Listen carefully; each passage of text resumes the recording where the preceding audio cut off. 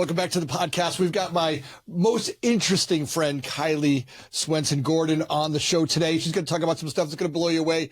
We're going to have a lot of fun. So welcome to the show, Kylee. Well, thank you so much, Anthony. I'm very, very honored to be here. Well, wait. We're going to start off with last week. You were doing what? I was on a zero-G gravity flight. Zero-G flight. Yeah. It was wild. And just sounds like a Sunday afternoon thing you do, just kind of, I'm zero-G gravity flying. That's cool. Yeah, as one does. Right. Exactly. No, I have been wanting to write more about space lately, and I reached out to a friend who introduced me to the executive director of Space for Humanity, and he's invited me to come.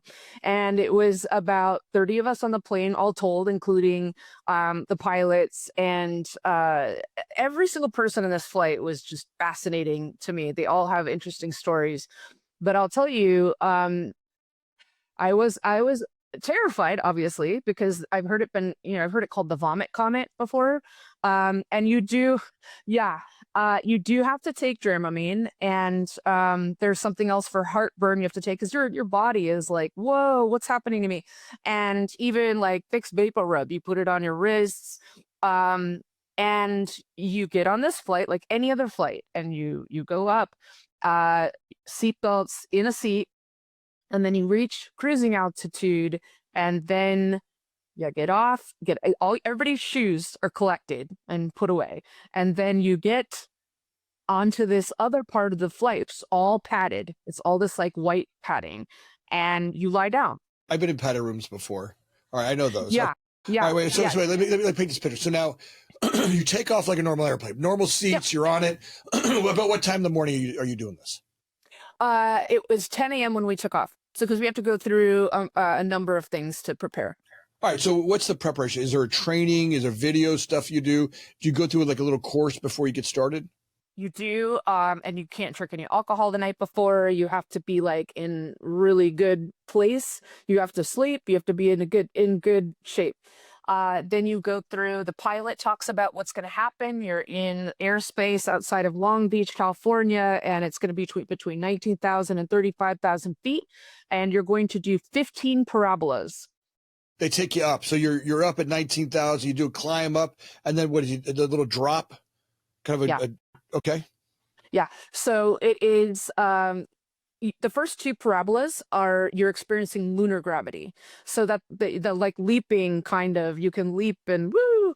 And then the next 13 parabolas are all 0G.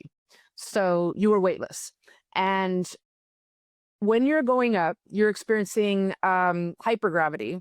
Hypergravity is like if you're lying on your stomach, you can be on your back or on your stomach, you're feeling your cheek just press really hard into the ground. You can't really move, and you don't want to move, because if you turn your head, you can get motion sick. So I'm trying to hold as still as possible. How many people are on this flight with you? How many? So let me just kind of get a picture of the space. So how many people are in that room? So you're in a 727. I would say less than a third of the plane are seats. And then everything else is that padded white space. And there's two zones. So you've got like maximum, 10 or so people on one side, and then 10 or so people on the other. And then you're lying down, and then you feel it's really exciting. I mean, people who have been doing, you've got videographers, you've got camera people, you've got all these people who are experienced at this. They've got like, a megaphone. They're like, okay, it's going to happen. You're like, oh my God, what's going to happen? I don't know what's going to happen to me. And you think you're prepared, but at the same time, you're like, okay, this feels like a roller coaster. You're going up and up and up, and you can feel like that heavy weight, right? And then all of a sudden you do feel that drop, like right that first split second when you go down the other side of a roller coaster, and you're like, oh my God, am I going to feel like I'm in free fall? Like I never, ever wanted to be skydiving or anything like that, but here I am. And so then that tiny moment of terror is immediately replaced with like unmitigated joy. And you feel your arms come up, and then you can kind of just like with like a finger push yourself off, and you're like on the ceiling, and you're like, you can put your arms out, and you don't have a lot of control about where you're going. There's like ropes on the side. You're like running into people. You can do somersaults. My favorite thing was doing the hamster wheel, where you like you're like lying down on your stomach, and then you can like crawl up around the whole plane. So you can go like up the side, up across the ceiling, and then down around again. It was amazing. It was amazing. So now, how long are each per? I mean, so each of these drops, how much time are you getting in free fall? Maximum 26 seconds. It feels like a Okay. long time. Yeah, I mean, Um, yeah. it does. I mean, 26 seconds really, when you're up there going through that, that's an amazing. I mean, I do some zero G stuff in a small Cessna where I can do a pen, which is just a couple of seconds. 26 seconds gives you some time, and then the plane recovers, takes you back up to some altitude where it's a safe place to do the drop from. Now, and then and you go through this how many times? 15. Right, now you start getting pretty good at it at some point. Yeah, I would say I was one of the unlucky ones. At around the 11th parabola, I started not feeling great, even though I've done all the things with the Dramamine. I think I just moved my head too much during hypergravity, and who knows why. I mean, I don't normally get like car sick or anything like that. So I still I managed to do all the parabolas and enjoy the whole time. The end, I just kind of had to lie down and hold still for like, I don't know, 5. Everybody else is like partying, and I'm like, I'm just gonna lie here. I'm gonna just recover from that insanity.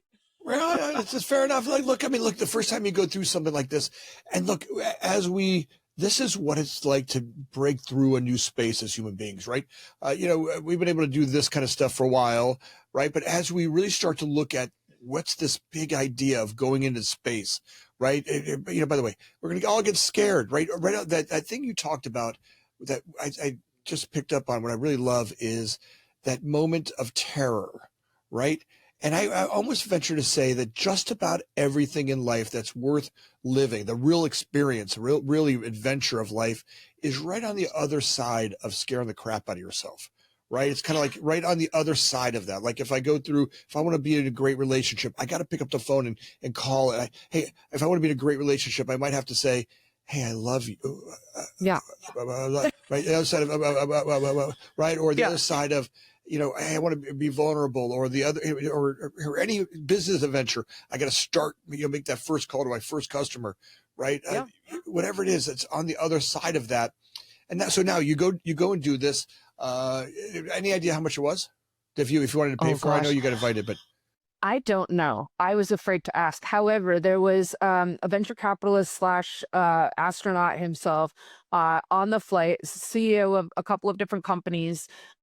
He paid for the flight, and it was an amazing experience because there were 9 mentees on this flight who came from Nicaragua, from Paraguay, from various parts of the world, and places that don't have space programs, that don't really have opportunities for young people to really chase their dreams.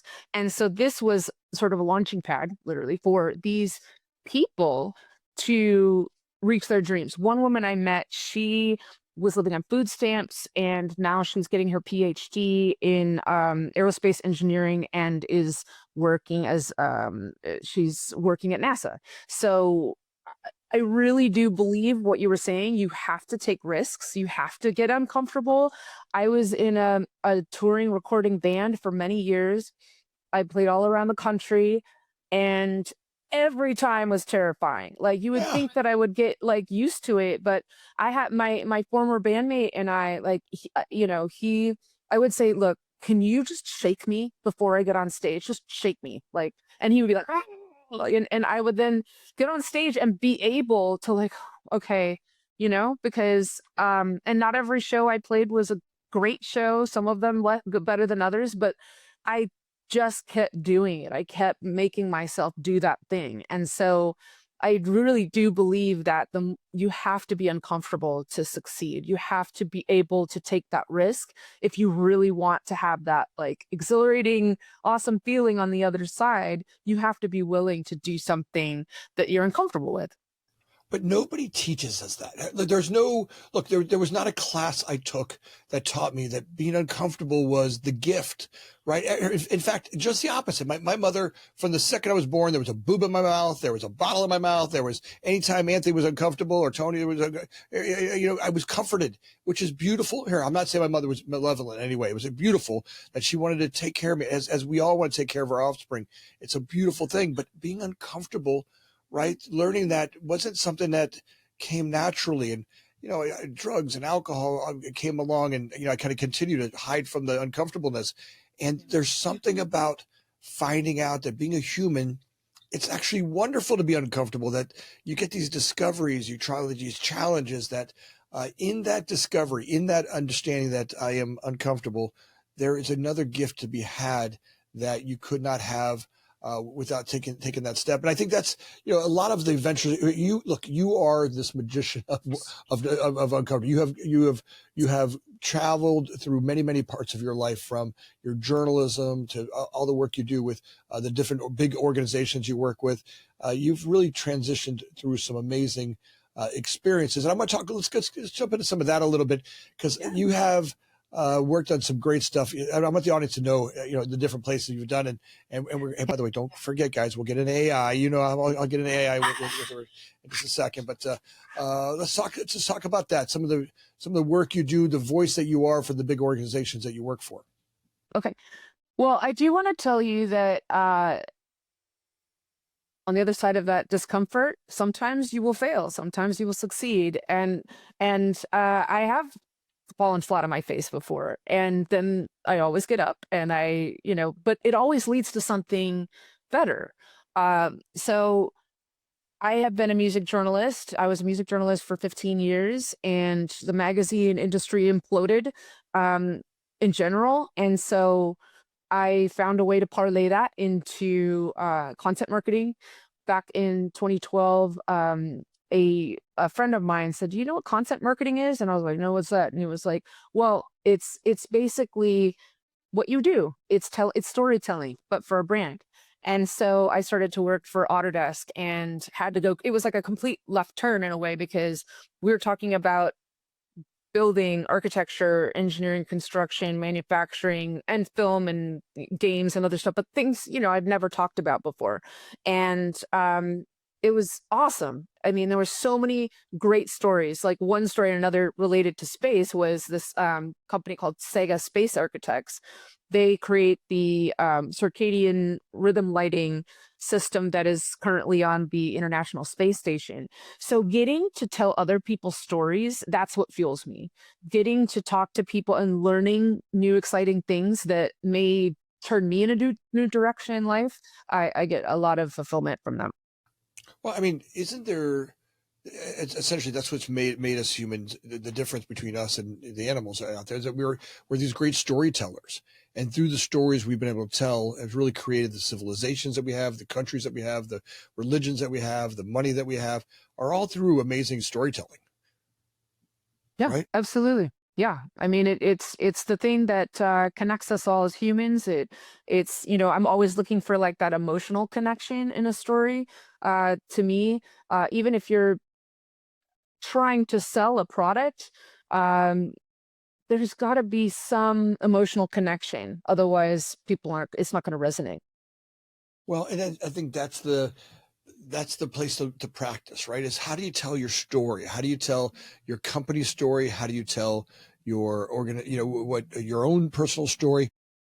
The gift is finding the words to say that, right? We all exist in language.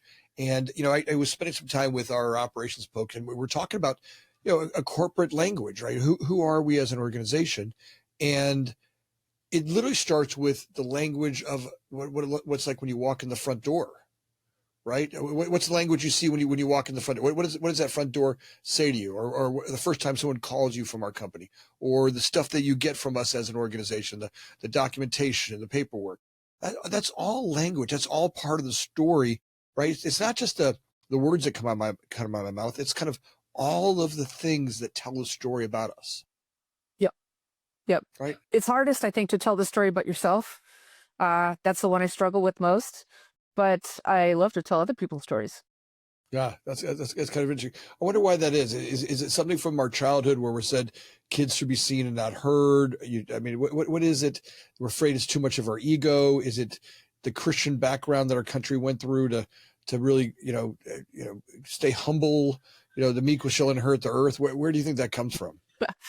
Personally, I was a shy kid, and my mom was very, very sick when I was little, and I'm an only child, and so I just didn't have a lot of people around me. My mom was in the hospital, my dad was taking care of her, and so I don't know. I think I just kind of got socialized a little later in life, and now I definitely broke out of my shell. Like I feel like Yeah. Well, I'm fairly extroverted, but I wasn't always. I was like a kind of like, you know, meek and mild kid. And I just find it really hard to say like, I'm great, look at me, it feels odd to me. it feels fake, like you're imposter syndrome or something, right? Yeah. Yeah. I think we all have that. Look, I always thought I was the only one with that. I literally walked around as a kid going, am I the only one who feels this way? And the more and more work I do with other men, the more and more I do with other people, the more podcasts I do, the more I really realize we all have some version of that voice in our brain that feels like an imposter or feels, uncomfortable in thinking that we're the only one that feels this way, that almost like everybody else has it figured out and we don't. Yeah, which is unlikely. Yeah, right. But it literally happens in every conversation I have about it. They, Mm, the men's work, this exact topic comes up mm. all the time, over and over and over again. And it's kind of like, why don't we just put that out front? Like we all have the same feeling. We do. Yeah. Yeah. I mean, I think even, CEOs of major companies have their moments, I've seen it. I've seen um CEOs kind of like go kind of into themselves and like really think about what they're going to do, what they're going to say, and then they just like shine. They get on stage and they're like a different person. And yeah, we all have our moments of doubt. It's totally natural. And inside of each one of us is this light. My wife is Greek. And she does, we go to this Greek Easter ceremony every year. We don't do a lot of religious stuff, but we do go to the Greek church on Easter. Mm, And the mm. reason why is I just love the ceremony, right? You kind of come in, it's this, old Greek, old chant, they're chanting and they have all the kind of Latin chants they do, which is kind of cool. But then they turn off all the lights and the bishop walks in with the big candle and he lights up the front row. Oh, that's so cool. And then they like the second row, and then they like the third row. It's kind of a great metaphor for who we are. There's this light inside of us, and when we get a chance to light each other up, right? There's kind of a gift. There's something beautiful about that, isn't it? Oh, I agree. Yeah, I was raised Catholic and I still go to church sometimes because it grounds me. It makes me feel like I'm part of something. Um, I wouldn't say that I'm super, super religious, but I definitely feel a spirituality and I feel like a shared experience in that I don't want to call it a routine, but it's like, a mass is like there's an order of events and there's always a message and it just yeah, it feeds the soul. I look at masses or any of those kind of spiritual practices.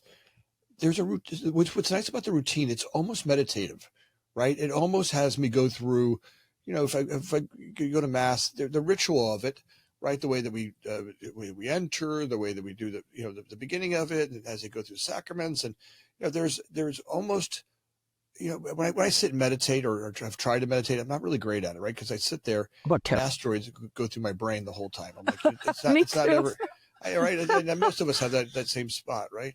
Yeah. But you go through like a religious experience and I can listen to them.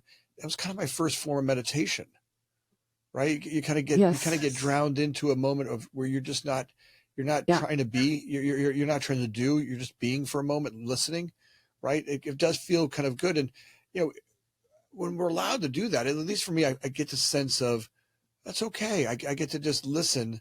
And in listening, my brain shuts down a little bit. Fred in my head kind of shuts down and it gives me an opportunity to just be present Yeah. and get off the hamster wheel for a minute. maybe that's one reason I really like to go is, one, you're not looking at a phone, and two, I don't know how to chill out. I really don't. I mean, I'm just terrible at it. Like, I have to be up and doing something at all times until I'm asleep. And so to be forced to sit, relax, and be quiet and be present is yeah, I literally think I have to be forced to do that. Well, and it's okay too, because I mean, look, there's so many amazing things on this planet to do, and then we've added the phones in. I was traveling yesterday. I went from here to LA and back with my daughter Fia she was doing a Kids Bop interview or audition yesterday. It was kind of fun. This 24-hour whirlwind with her. But as we traveled, what I pay attention to is all the people on their phones, right? I mean, it used to be, maybe 30 or 40% when they first came out. Then it went to like 50 or 60%. Today, it's 100% of people. There's Hmm. nobody Hmm. traveling who's not staring at a device. Yep. And so you added what was life already, it was kind of busy already. Now we add Hmm. in the phone for every other moment that we're not doing something, right? Our brains are just in that mode, which, yeah, look, maybe there's a gift in this. If everything in our life is here for a gift, right? If I can look at it as a gift, maybe it is training our brains to work faster as civilization speeds up a little bit. Uh, I don't know. Maybe. I How mean, can, we have to keep up with AI somehow. So, I guess like keeping your brain like on high alert is like, is it good? I don't know. yeah. So now we've broken into the AI. So look, let's get into that. So Autodesk, you're working over with Autodesk. You're working with those guys, and Autodesk for me in the construction world really starts to create the future that really becomes powerful. They're a great organization. They've got some neat stuff, and sometimes I feel like they're a slow moving organization, like kind of both and. I felt like they were pretty quick, but that's because I was in it, And so there was a whole research organization that spent a lot of time focused on this cutting edge of AI and using it. I mean, we told a lot of stories about our customers using AI. We also did a lot of work trying to integrate AI into our everyday lives. I held a couple of different workshops about teaching other content creators what they could do to use AI. Personally, now I use it multiple times a day. It's to me, it's like a catapult for my brain. I am like, before AI, when I want to prepare for an interview or start a project, I always had this urge to procrastinate. So I was like, oh, I don't want to get started. This just seems too daunting. It seems too boring. I'm like, oh, I'd rather do anything else. Now I just don't feel that way anymore because I can just, for example, I asked ChatGPT what kinds of questions it thought you would ask me. And I don't, it wasn't that you were going to ask me these questions, but I said, okay, based on the previous podcast and my career history, what do you think he might ask me? And what was great about it is it got me thinking more deeply. It got me thinking like about AI. It got me thinking about you know, what's interesting about my world, what's interesting about it just got me thinking. Yeah. And that is just getting past that like urge to run away and to procrastinate. I think that's for me the best benefit of generative AI. Well, it's kind of like that device that says the thing we've always wanted, that mentor, that coach, or that person right next to us that says, yeah, try this, right? Try at least get me in the ballpark, right? Give me in a spot where I use it all. I use it this morning. I was writing a post on Facebook about that trip I was on with my daughter, and I used it to kind of give me some good round conversation there. I edited it from there, but it did the big heavy lifting. It got me some bulk sentences and bulk paragraphs, and it some of the stuff that my brain will lollygag on. Or truth is, all the baggage I carry about writing stories, right? Once I see a couple things, I'm like, oh, look, I can make a couple adjustments here. I can add my own flavor to it. And I feel like we need that. If you and I were in a room talking like we do, it's fun, right? We could play off each other. But when I'm sitting there alone, maybe some of that baggage I carry about, getting it right, or do I know enough, or am I good Mm-hmm. enough, or all that nonsense Yep. ends up in there. And I think AI helps us kind of beat through that, right? Yep. Absolutely. I mean, I'm a writer. I love writing. I'm not asking AI to write for me because that's just what I love to do. So I take all of these great nuggets of things and then I make it usually completely my own. Like I guess I'm still like I've been taught as a journalist that, take lifting more than 3 words is plagiarism. So like I still have like I'm not going to take much. I will take a lot of ideas and then I will fact check the heck out of them because AI can be so eloquent. I mean, the writing is phenomenal and it is as eloquent at lying as it is at telling facts or relaying facts. So you have to be really careful with it, Well, like here, but is it lying or is it just hallucinating? I mean, I don't know if there's a malevolent bone in its body. Maybe it is, maybe not. Maybe there will be, uh, maybe there is some sort of, thing, but so far I can't see malevolent. I think it's more of that hallucination stuff it does. it's not a sentient being. It's not going to be like, I'm going to take over the world and I'm going to kill all humans. Like it is math. It's literally like I'm in the middle of this Berkeley Haas program for AI strategies and applications. It's like a 2-month program. And I've never seen so much trigonometry or calculus or geometry. I mean, it's just like you open up the hood and it's math, math, math, math. But it is doing some incredible things, everything from self-driving cars to um oh my gosh, like I mean there's so many great examples, like medical examples of being able to using training a neural network to understand, look at x-rays through computer vision and understand that looks like cancer. There are so many incredible things. It's going to change our lives in so many incredible ways. I couldn't be more excited about it. And so I want to know everything about it. I want to know like how will beyond content creation, how is it going to help me, I don't know, see a problem that could be solved through AI? Maybe I can get involved with that somehow. Well, all right. So, I'm going to challenge you. When we have these conversations, I was going to challenge you. So let me challenge you in this regard. So when you talk about, I'm a writer, right? When you say I'm a writer, I don't use ChatGPT to do my writing. Right here, and I'm gonna challenge you because someone challenged me on this. I was in the middle of a conference, 300 people in a room. I stood up, I was challenging this guy about AI and construction, and I said, Yep. and he looks at me, goes, and he said it just like this. He goes, "You're a freaking," he used the F word. He goes, "You're a freaking taxi driver." I go, "What?" I go, "What do you mean I'm a taxi driver?" He goes, "You're a taxi driver." I go, "What do you mean?" He goes, "Yeah, you're the guy who bought the Shield, and you're afraid to let go to Uber, aren't you?"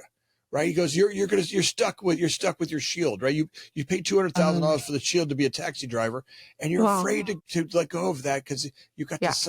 Hey, it's sunken cost. It's time to yeah, become an Uber driver. The people are going there. You want to make money, you got to figure out how to make money on Uber and how to manipulate that system.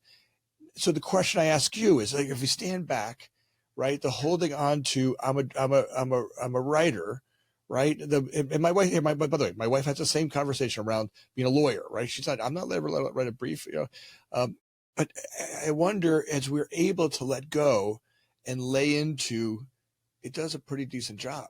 oh no, it does a great job. And I'm not discounting that in any way. I mean, I think that like one thing I would just say about the hallucination is it is really important to fact check. It is really important to make sure that you're checking your sources. I mean, and that's just as a journalist, I'm trained to do that. Um, since like second grade, I was writing in my journals. I just loved writing. I just love doing it. So it's not like I'm afraid of it taking that from me. I'm just going to keep doing it because I enjoy it. Like I said, I use the heck out of it every single day. And I'm going to use it, acting as a journalist, help me write a pitch for such and such publication. And then it gives me ideas. I'm like, great. Okay. And then I just maybe I'm more in some cases an editor than a writer. It depends on what hat I feel like wearing at that moment, but sometimes it's a muscle and I love doing it. I love writing. And so yes, it's great. It could do it a lot faster than I can. I don't always like how it says things. I don't think it's always sounds like me. I don't always think it's like picking the right like emotional hook. Like I like a great hook or a story angle, and I still like my brain for that. So for me, it's like this most amazing assistant, smart, and I will love it forever. I will probably always still write. So I got it. So do you think that, and I like what you said about, do you think that we get to a point where if we rely on it too much, that muscle you were talking about as a civilization, I mean, as we all start to relax and lay into it, do we get to a point where that muscle in us gets weak, right? We get atrophy and we stop having to really, I mean, that, because there is something about that creative writer, something that human does. It's, that in the moment, there's a burst of inspiration that you couldn't hear. I don't think 1 + 2 = 3 in creative ideas. I think it Mhm. literally happens in these bursts that just pop out of nowhere, right? When you're present, great writers like you have this burst. I mean, I don't know, for at least Yeah. I make that up. I mean, you're like an artist, right? The way artists operate, I couldn't hold the brush and do the same thing you do. It's just the way your brains think. It's different. So you got what I'm saying there? Yeah. Yeah. I just like, yeah, my mom is an incredible artist, an incredible, she could just sit with oil paint and, and that's something that she could do for hours and hours during the day. And yet, sure, there's art that's being created by AI. And I don't know what the future holds I mean, I see that AI is now working with creative people, and that's exciting to see what might happen. I mean, in music, I'm also a musician. I like to see how AI is like, well, what about this musical phrase? And then you can take this. And I mean, that's exciting. It's a strange, I do feel uncomfortable with it. I am in that moment of like, this feels weird. Like I want to make my own music. And is it mine if like, AI is like handing me things? I think maybe we need to get past that. But this is at that moment where it just feels like, what's it going to do to us? All I know is that okay, I'm not just a writer. I'm a lot of things. Like I'm, a content leader. I don't know, maybe I'm gonna create my own AI app. Like I am not gonna limit myself. I'm not gonna put like a label on myself like them. I'm a writer. I'm always a writer. No, ChatGPT, you can't take my job. I have so many things that I could do beyond what I'm already doing because of AI. So I'm just not going to limit myself. I'm going to explore all the options and just keep like building on what I've already been doing. I kind of wonder the other side of it becomes, if at least this playground I've been playing in is if Maslow's hierarchy of needs, right? If so what's a food, shelter, self-actualization, right? It's kind of like that. If AI can, in creativity, get me, get me started, right? Get me, when you're if it can knock off a couple of them, does it help me create bigger, bolder, badder stuff? I mean, does it really invive? It takes the heavy lifting off of the creative model, and now there's a freedom for the light to shine a little bit brighter. Yeah, I mean, I think that AI is going to allow us to do more meaningful work and a lot more of it.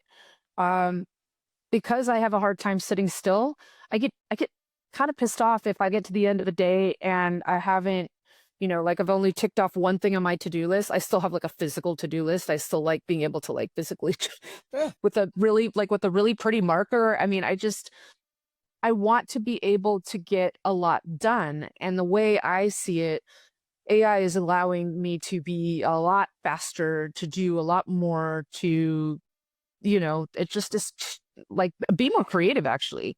I think it's it's giving me so many more ideas, it's like having that person to brainstorm with you all day. And, a lot of us are working remotely still. And to be able to have this back and forth with AI is super inspiring. Yeah, I think there's the playground. Like the thing starts becoming, all right, if AI can knock these things off, right? What else could be possible, right? What else?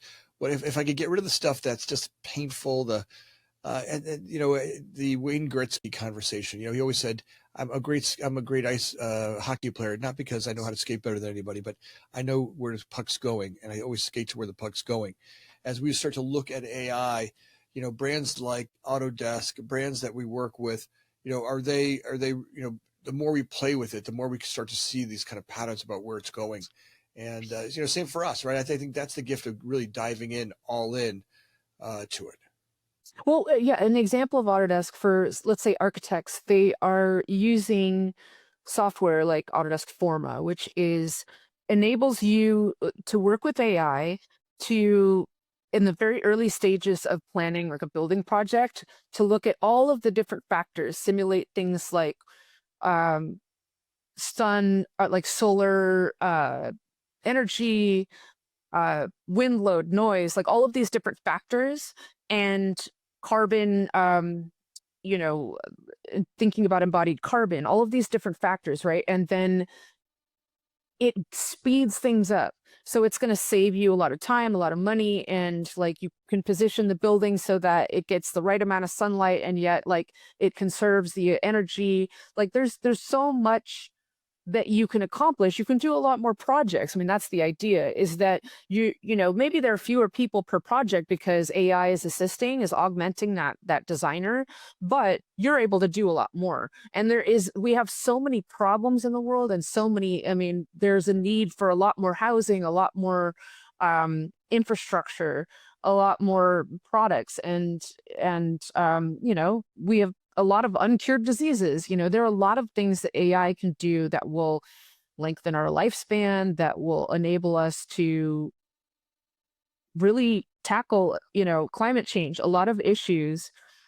And it's a good thing. I know it's hard because it's Yeah. displacing people, but people just need to rise to that challenge. I mean, you know, there have been a lot of disruptions throughout history, you know, with like from agriculture to like, you know, in mass production and all of the things that have happened. This is a big one. AI is a really big disruption. And you just got to ride that wave, you know, like don't be afraid of it. You got to get on board and understand it and figure out like, all right, well, how are you going to get involved and see how you can what can I do with this? Like one thing that I want to tell you is that in talking to this the executive director of Space for Humanity, Antonio, he said, you know what, I don't believe in 15 years there's going to be really such a thing as astronauts, because people are going to, it's a mode of transportation. It's like you're not a you know, you're going to be using it as a mode of transportation, but really your job is scientific researcher or lawyer, or I mean, I don't know if they're going to need lawyers in space, but there are going to be, it's a mode of transportation, a means to an end, so that people can further, you know, society and humanity in positive ways. So If we're the only consciousness, we need to get multiplanetary, right? If somehow or another this planet gets hit by an asteroid or gets some sort of solar flare, like just as fast as we're here, we could be gone. And getting multiplanetary is important for us. It's a pretty big plan to get to, you know, and we know that. But, you know, going back to that, we're afraid, right? Oh, my God, this is going to change. And I've got this taxi shield. I don't want to let go of it. Look, society is doing what we do when new ideas come by. We're just afraid. And by the way, we'll mess some things up. And every time we mess things up, you know, just imagine like we're getting ready to have self-driving cars. I mean, how many thousands of people hit people every day? How many thousand people get killed by humans every day? The first day that a Tesla hits a human, right? Oh my God, that we should stop everything. I'm like, look, we're going to make there's going to be some computer errors. There's going to be stuff that happens as we transition it. Don't make up these stories that, you know, that over exaggerate the desire of change. It's just that fear in us, right? That fear in us that's going to make that transition, right? We're going to mess up, and we'll mess up some things. We'll, you know, some people will lose their jobs, and some people, it's going to be a natural part of it. But the idea that by stopping it because I'm scared is the worst idea in the world. I always feel like that's that not place stopping where it. there's no, you're not stopping it. You're not, Yeah. people naturally want to grow. The ideas need to grow. Contraction has never been anything that's worked for a human. We're really built to be expansion. Have you seen the Waymo cars? Yeah, I was in Oh my gosh. yesterday. There was Yeah. dozens of them all around LA. I mean, they were Yes. everywhere. And Yeah. Sophia and I drove in that Waymo. We had a lot of fun. We did a whole post on it in San Yeah. Francisco. They're great. They drive better Yeah. than I do.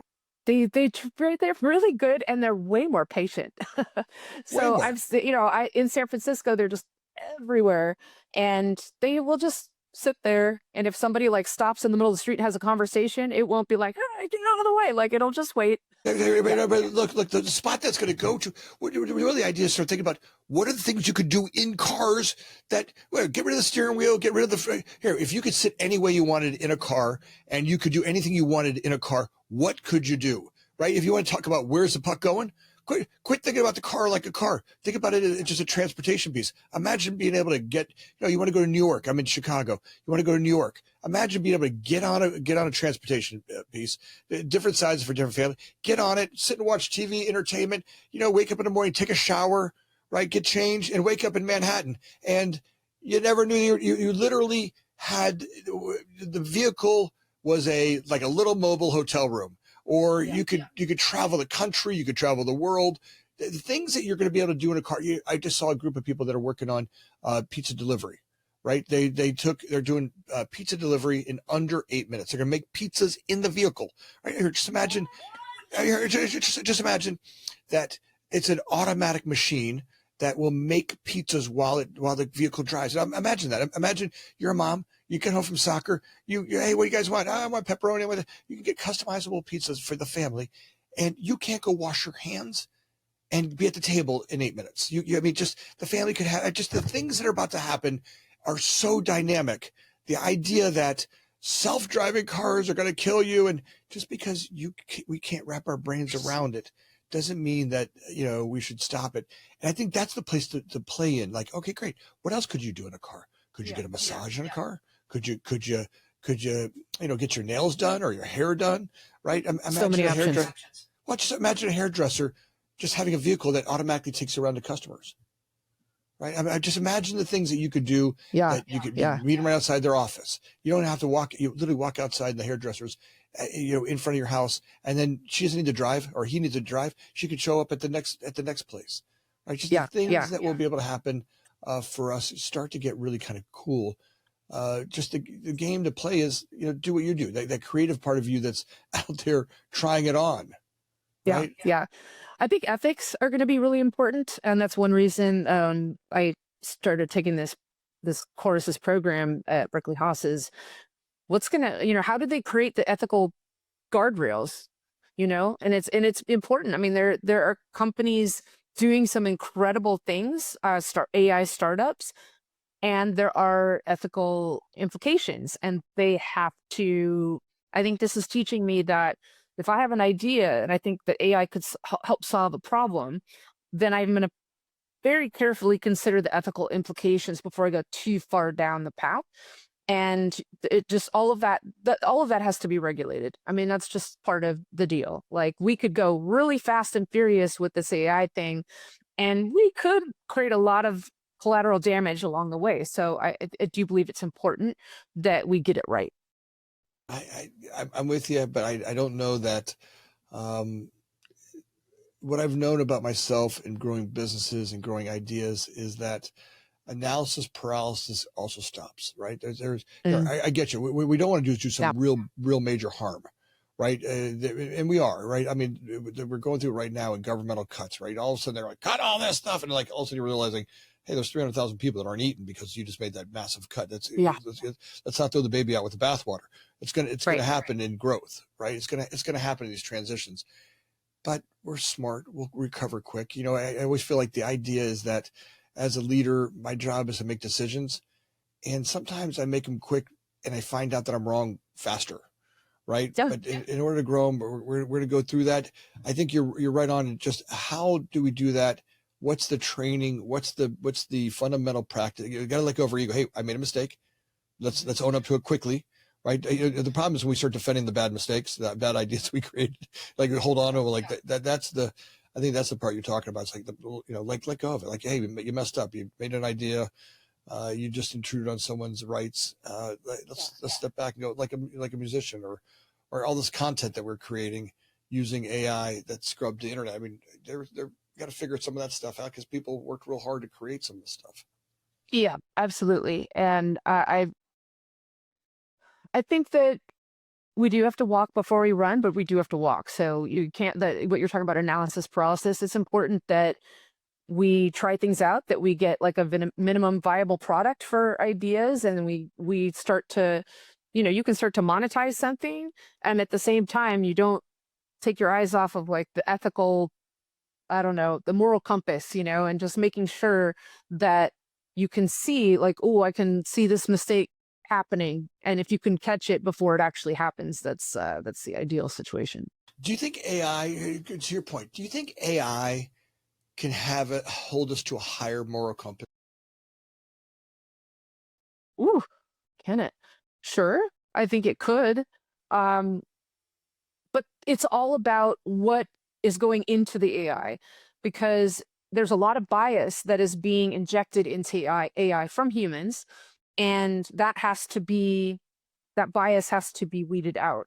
So if what we're putting into these neural networks, into the large language models, like whatever we're putting into it, we have to make sure that the moral compass is like, we're showing it the way, because it's doing what we're asking it to do. And it's learning, from itself, it's learning from us, it's reinforced. And so we have to make sure that we're pointing the right direction.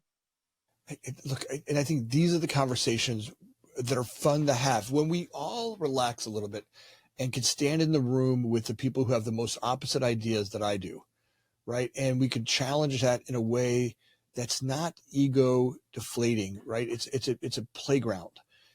It's what makes us, I think what makes us genius is when we can stay there.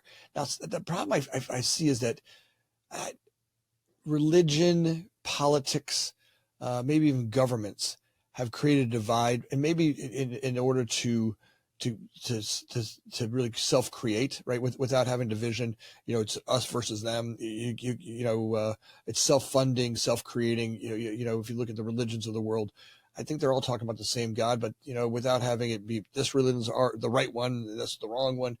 How are you going to keep the funding in the group, right? Yeah. So Yeah. I think some of that happens with politics, some of that happens with all of the human creation stuff that we do. So how do we get to that place where we can challenge each other in a playful way? In a playful, well, okay, I'm going to go back to space one more time. So I've never been in a suborbital space. Kind of doubt that's going to happen for me, but I have heard from people I've talked to who have been in suborbital space that there's something called the overview effect, where you are floating and you looking back at your planet and you see this like thin, like effervescent blue line around it that is like between like the deep black of space and in protecting our little planet. And you look down and you see everything you ever loved, ever touched, everything is all there. And there are no boundaries. There's no like, it's just, that is the place where we all live. And it gets people thinking, you know what, there's all of this divide, like polarization, and if only we could get past that. I don't know that, I mean, religion teaches you that like there's an afterlife and then you are free from all of that polarization. But I don't know. Now I'm getting philosophical. I just think that it's That's awesome. No, I think it's great. I really like it. And keep playing there, right? You have been, look, for me, watching you and interacting with you is you play in the playground, right? You're tackling those ideas. You're taking it to a place where it's past just getting by. You do challenge it. I mean, the fact that you're on a suborbital weightless G trip on Sunday, and oh well, when you just mentioned oh yeah, I'm just on a so I'm like that's the game to play. Is that life is a playground, right? It's this magical place that we can go when we're willing to take the risk, scare ourselves a little bit, You are a light that I love to follow. Oh, thank Look, you. I think I want to make sure that before we run out of time, I want to make sure the audience, look, if they want you to come write for them, if they want you to come inspire their group, if they want you to come be part of their organization, what's the best way for them to get a hold of you? They can find me at KylieSwensonGordon.com. You can contact me through there. You can find me on LinkedIn. And I would love to work with people who are doing fun, inspirational things. Kylie, I got Alyssa will put all that good stuff down below in the show notes. You guys just go click on the bottom and you'll be able to get to Kylie's website and see all the amazing stuff that she's working on. Look, what I want you to really get is, we're just touched the surface on what she does. You guys have got to get to know her. She creates voices for large organizations, for companies who have a voice that has been stuck. She really helps transform that voice and really creates a vision for them and a voice for the audience to be really a playground for them to create a new opportunities for them. And she's doing that with some great brands. So go to her website, check that out, and go play. Kylie, it's amazing having you on. Thank you so much, Anthony. It's been so wonderful talking to you today. You are. We got to do some more of this. I mean, guys. I know we went fast, but if you know her, there's like so much. I want to suck up of her information or knowledge for all of you. I want you guys to really get how much playful and how much fun she is to talk to. So I know I rushed through a lot of stuff, Kylie, but Kylie, I just want the audience to get to know you as fast as possible. Thank you. Great. Well, thanks for being on. Hey, audience members, last week we had another amazing week of downloads. I mean, more followers than ever. We broke the 72,000 followers on YouTube. It was crazy, the stuff that's going on. But we noticed a lot of you guys made it to the end of the podcast and you hadn't subscribed yet. If you could just take a second and like and subscribe, it helps us get amazing guests like Kylie on. Kylie can come on and tell us her wisdom, talk about the organization she works with, talk about the fun stuff of AI and weightless travel. So if you could do that now, I'd be so grateful. I know Alyssa and Joe and all the people in the background would be grateful also. So thanks for listening.